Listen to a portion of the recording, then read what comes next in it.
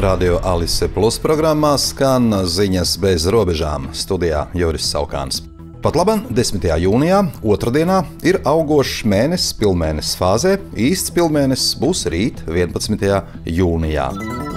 Francijas austrumos šodien 15-gadīgs skolēns sadūra 31 gadu vecu skolotāja asistenti. Viņa slimnīcā no gūtajiem ievainojumiem mirusi. Uzbrukums pie skolas Nožānā Francijas austrumos notika somu pārmeklēšanas laikā. Skolēns aizturēts. Daudz skarbāk izvērtās apšaude skolā Austrijas dienvidaustrumu pilsētā Grācā. Tur šodien nogalināti 8 cilvēki, bet pats uzbrucējs nošāvās. Vainīgais ir bijušais skolēns, kurš atklāja uguni 2 klasēs. Valsts kriminālpolicijas pārvalde sākusi izmeklēšanu un cenšas noskaidrot motīvu.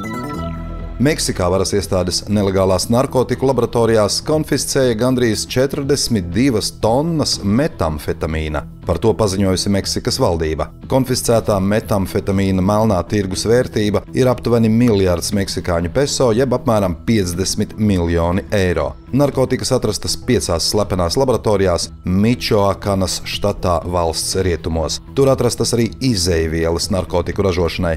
Amerikas Savienoto Valstu prezidents Donalds Trumps min nelegālās narkotikas kā vienu no iemesliem, kāpēc noteikti muitas tarifi importam no Meksikas. Tagad Meksikas valdība acīm redzami cenšas demonstrēt, ka apkaro narkotiku kontrabandu. Pēc Latvijas gaisa satiksmes jaunākajiem datiem globālās pozicionēšanas sistēmas traucējumi Latvijas gaisa telpā šā gada pirmajos 5 mēnešos fiksēti 497 reizes, un tas ir par 52% vairāk nekā attiecīgajā periodā pērn.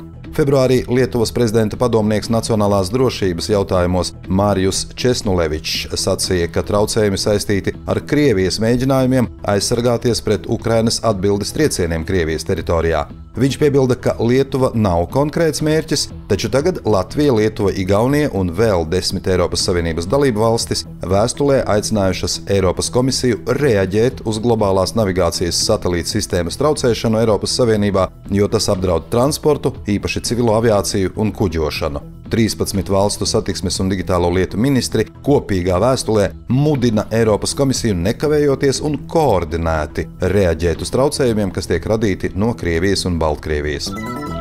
Latvijas valdība šodien plānoja izskatīt Izglītības un zinātnes ministrijas piedāvājumu par ietaupītā finansējuma novirzīšanu speciālo izglītības iestāžu uzturēšanai. Jautājuma izskatīšana tika atlikta.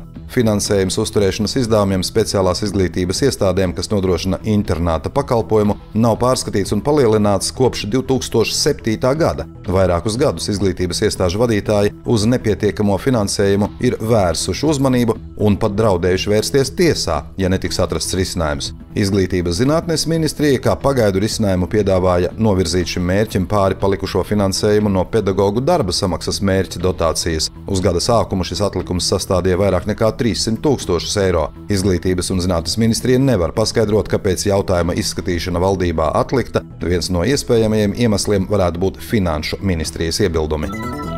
Šodien spēkā stājās grozījumi krimināla likumā. Tie paredz krimināla atbildības piemērošanu transporta līdzekļu vadītājiem par bēgšanu jeb agresīvu braukšanu pēc tam, kad kompetentas institūcijas amatpersona atkārtoti pieprasījusi apturēt transporta līdzekli. Turpmāk par šādu rīcību transporta līdzekļa vadītāju varēs sodīt ar brīvības atņemšanu uz laiku līdz 2 gadiem, īslaicīgu brīvības atņemšanu, probācijas uzraudzību, sabiedrisko darbu vai naudas sodu, atņemot transporta līdzekļa vadīšanas tiesības uz laiku līdz 5 gadiem.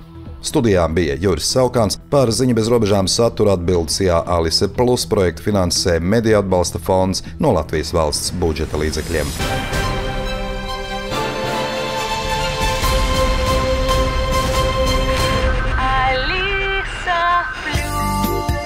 Radio